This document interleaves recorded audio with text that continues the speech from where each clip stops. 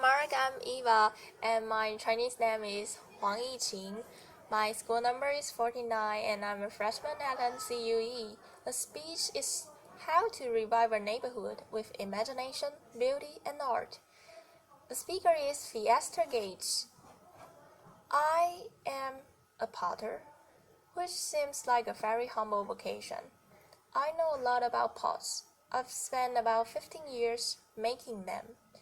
One of the things that really excites me in my artistic practice and being trained as a potter is that you very quickly learn how to make great things out of nothing. That I spend a lot of time at my wheel with mouths of clay, trying stuff, and that the limitations of my capacity, my ability, was based on my hands and my imagination. That if I wanted to make a really nice ball and I didn't know how to make a foot yet, I would have to learn how to make a foot. That process of learning has been very, very helpful to my life. I feel like as a potter, you also start to learn how to shape the world. There have been times in my artistic capacity that I wanted to reflect on other really important moments in the history of the United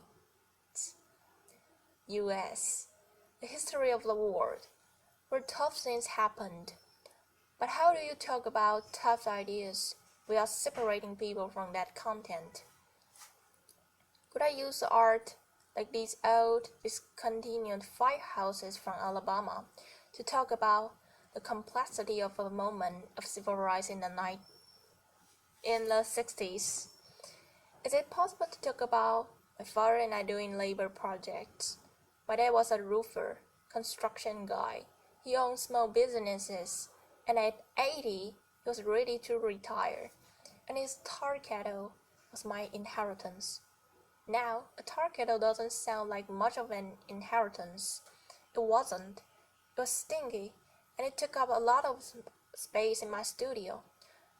But I asked my dad if he would be willing to make some art with me. If we could reimagine this kind of nothing material as something very special, and by elevating the material and my dad's skill, could we start to think about tar, just like clay, in a new way, shaping it differently, helping us to imagine what was possible. After clay, I was then kind of turned on to lots of different kinds of materials. My studio grew a lot up because I thought, oh well, it's not really about the material, it's about our capacity to shape things. I became more and more interested in ideas and more things that were happening just outside my studio. Just to give you a little bit of context, I live in Chicago. I live on the south side now. I'm a west sider. For those of you who are not Chicagoans, that won't mean anything. But if I didn't mention that I was a west sider, there would be a lot of people in the city that would be very upset. The neighborhood that I live in is Grand Crossing. It's a neighborhood that has seen better days. It is not a gated community by far. There's lots of abandonment in my neighborhood, and while I was kind of busy making pots and busy making art and having a good art career, there was all of this stuff that was happening just outside my studio. All of us know about falling housing markets and the challenges of blight. And I feel like we talk about it with some of our cities more than others. But I think a lot of our US cities and beyond have a challenge of blight, abandoned buildings that people no longer know what to do anything with. And so I thought, is there a way that I could start to think about this building as an extension or an expansion of my artistic practice? And that if I was thinking, along with other creatives, architects, engineers, real estate finance people, that us together might be able to kind of think in more complicated ways about the reshaping of cities. And so I bought a building. The building was really affordable. We tricked it out. We made it as beautiful as we could to try to just get some activity happening on my block. Once I bought the building for about $18,000, I didn't have any money left, so I started sweeping and building as a kind of performance. This is performance art, and people would come over, and I would start sweeping, because the broom was free and sweeping was free. It worked out. Laughter. But we could use the building then to stage exhibitions, small dinners, and we found that the building on my block, Dorchester, we now referred to the block as Dorchester Projects, that in a way the building became a kind of gathering site, lots of different kinds of activity. We turned the building into what we call now the archive house. The archive house would do all of these amazing things. Very significant people in the city and beyond would find themselves in the middle of the hood. And that's when I felt like there was maybe a relationship between my history with clay and these new things that was starting to develop, that we were slowly starting to reshape how people imagine the south side of the city. One house turned into a few houses, and we always try to suggest that not only is creating a beautiful vessel important, but the contents of what happens in those buildings is also very important.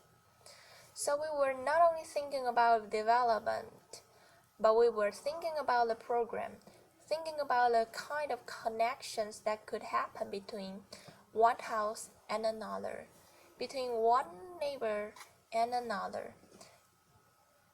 This building became what we call a listening house, and it has a collection of discarded books from the Jason Publishing Corporation, and other books from an old bookstore that was going out of business.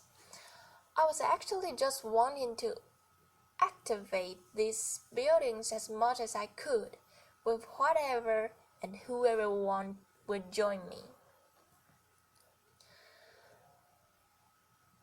In Chicago, there's amazing building stock. This building, which had been the former Craig House on the block, and when the building became abandoned, it became a great opportunity to really imagine what else could happen there. So this space we converted into what we call Black Cinema House. Black Cinema House was an opportunity in the hood to screen films that were important and relevant to the folks who lived around me. That if we wanted to show an old Melvin Van Peebles film, we could. If we wanted to show Car Wash, we could. That would be awesome. The building was outgrew, and we had to move to a larger space. Black Cinema House, which was made from just a small pieces of clay, had to grow into a much larger piece of clay, which is now my studio. What I realized was that for those of you who are zoning junkies, that some of the things that I was doing in these buildings that had been left behind, they were not the uses by which the buildings were built, and that there are city policies that say, hey, the house that is residential needs to be stay residential. But what do you do in neighborhoods when ain't nobody interested in living there? That the people who have the means to live have already left. What do we do with these abandoned buildings? and so I was trying to wake them up using culture. We found that was so exciting for folk, and people were so responsive to the work that we had to then find bigger buildings. By the time we found bigger buildings, there was, in part, the resource necessary to think about those things. In this bank that we call the Arts Bank, it was in pretty bad shape. There was about 6 feet of standing water. It was a difficult project to finance because banks were interested in the neighborhood, because people weren't interested in the neighborhood, because nothing had happened there. It was dirt. It was nothing. It was nowhere. And so we just started imagine what else could happen in this building. Applause. And so now that the rumor of my blog has spread and lots of people are starting to visit, we've found that the bank can now be a center for exhibition, archive, music performance, and that there are people who are now interested in being a junction to those buildings because we brought some heat, that we kind of made a fire. One of the archives that we'll have there is this Johnson Publishing Corporation. We've also started to collect memorabilia from American history. Memorabilia from American history, from people who live or have lived in that neighborhood. Some of these images are discarded images of black people, kind of histories of very challenging content, and where better than a neighborhood with young people who are constantly asking themselves about their identity to talk about some of the complexity of race and class. In some ways, the bank represents a hub that we're trying to create a pretty hardcore node of cultural activity, and that if we could start to make multiple hubs and connect some cool green stuff around there, that the buildings that we've purchased and rehab, which is now around 60 or 70 units, that if we could then miniature Versailles on top of that, and connect these buildings by the beautiful green belt. Applause. That this place, where people never wanted to be, will become an important destination for folk from all over the country and world. Versailles. In some ways, it feels very much like I'm a potter, that we tackle the things that are at our wheel. We try, with the skill that we have, to think about this next ball that I want to make. And it went from a ball to a singular house, to a block, to a neighborhood, to a cultural district, to thinking about the city. And at every point, there were things that I didn't know that I had to learn. I've never learned so much about zoning law in my life. I never thought I'd have to. But as a result of that, I'm finding that there's not just room for my own artistic practice, there's room for a lot of other artistic practices. So people started asking us, well, Theaster, how are you going to go to scale? And what's your sustainability plan? Laughter, applause. And what I found was that I couldn't export myself. That what seems necessary in cities like Akron, Ohio, and Detroit, Michigan, and Gray,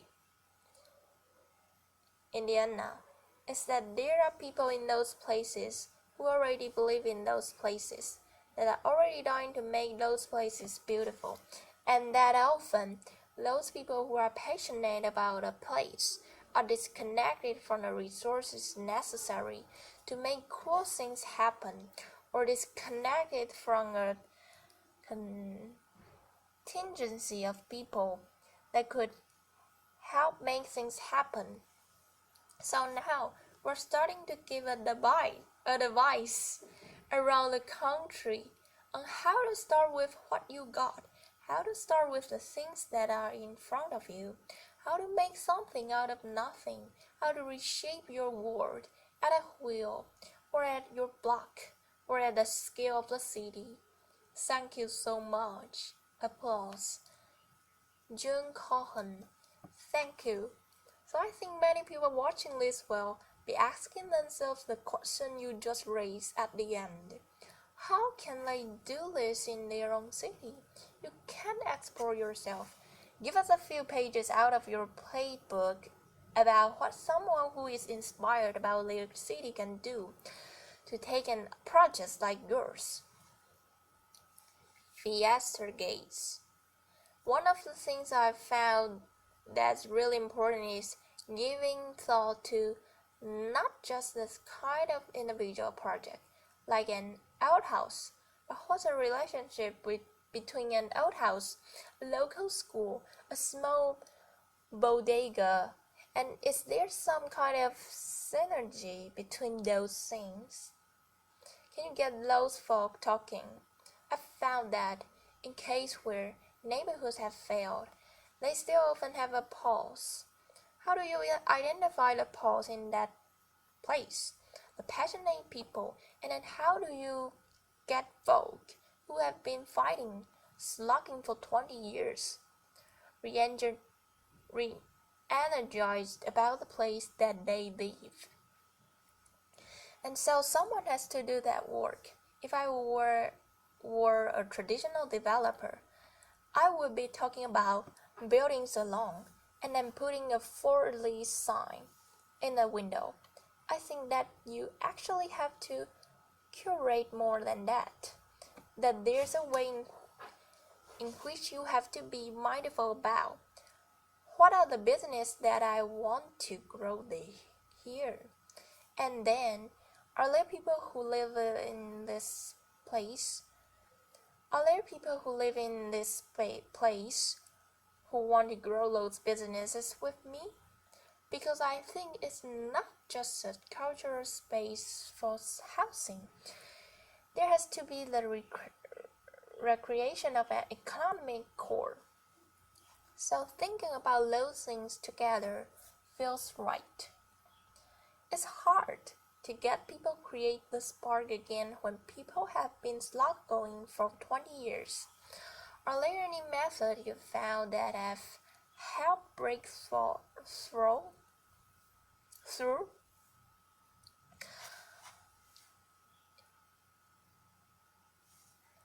Yeah, I think that now there are lots of examples of folk who are doing amazing work.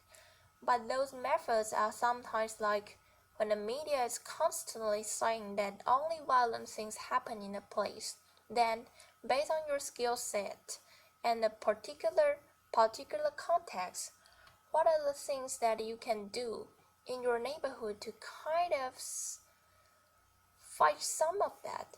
So I found that if you are a theater person, you have outdoor street theater festivals. In some cases, we don't have the resources in certain neighborhoods to do things that are a certain kind of splashy. But if we can then find ways of making sure that people who are local to a place, plus people who could be supportive of the things that are happening locally, when those people get together, I think really amazing things can happen.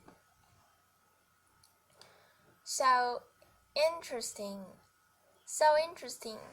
And how can you make sure that the projects you are creating are actually for the disadvantaged and not just for the sort of vegetarian India movie crowd that might move in to take advantage of them. Right on. So I think this is where it starts to get into the thick weeds. Let's go there. Right now, Grand Crossing is 99% black, or at least living, and we know that maybe who owns property in a place is different from who walks the street every day. So it's reasonable to say that Grand Crossing is already in the process of being something different than it is today. But are there ways to think about housing trust or land trust or mission-based development that starts to protect some of the space that happens?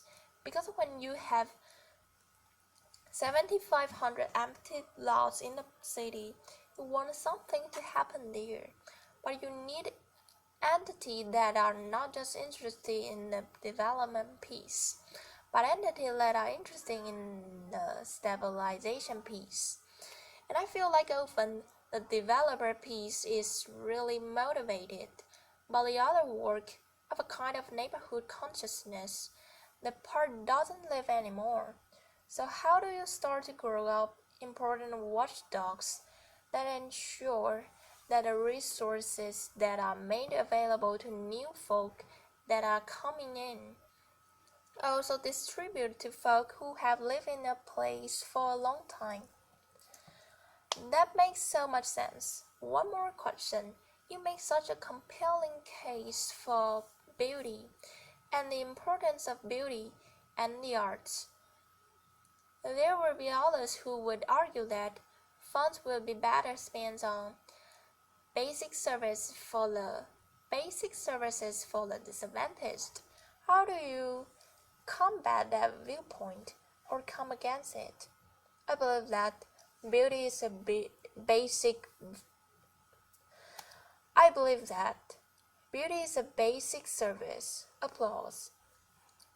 Often what I have found is that when there are resources that have not been made available to certain under-resourced city or neighborhood or communities, that sometimes culture is the thing that helps to ignite, and that I can't do everything, but I think that there's a way in which if you can start with culture and get people kind of